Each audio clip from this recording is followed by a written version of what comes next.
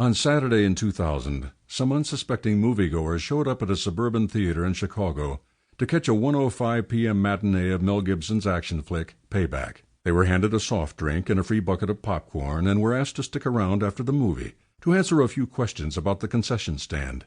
These movie fans were unwitting participants in a study of irrational eating behavior.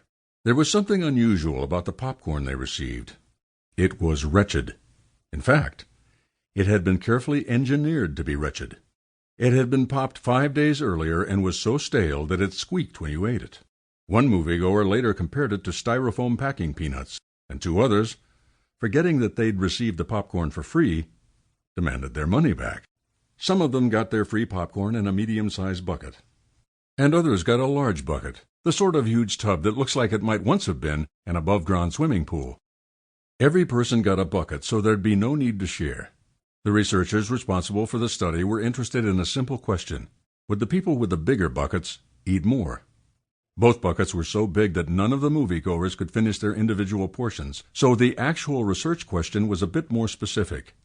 Would somebody with a large inexhaustible supply of popcorn eat more than someone with a smaller inexhaustible supply? The sneaky researchers weighed the buckets before and after the movie, so they were able to measure precisely how much popcorn each person ate. The results were stunning.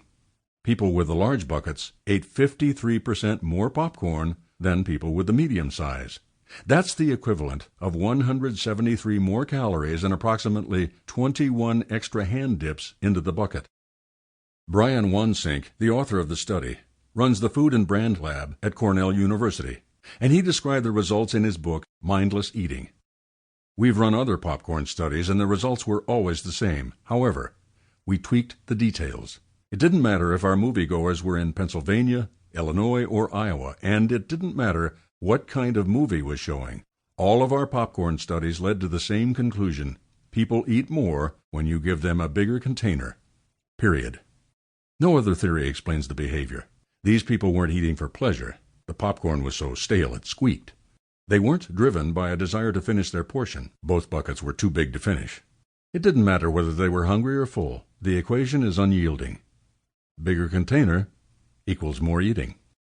Best of all, people refused to believe the results.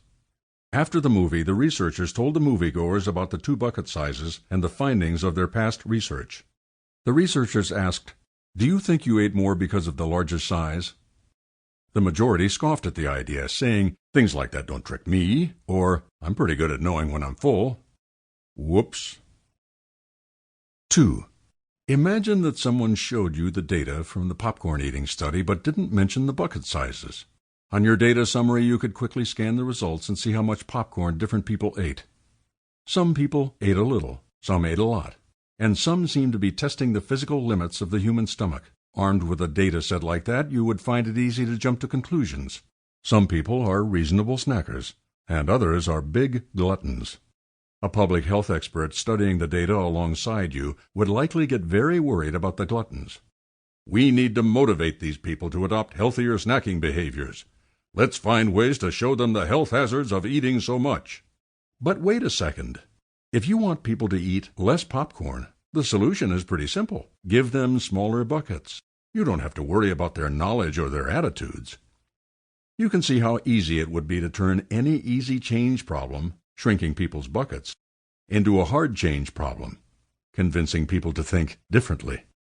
And that's the first surprise about change. What looks like a people problem is often a situation problem.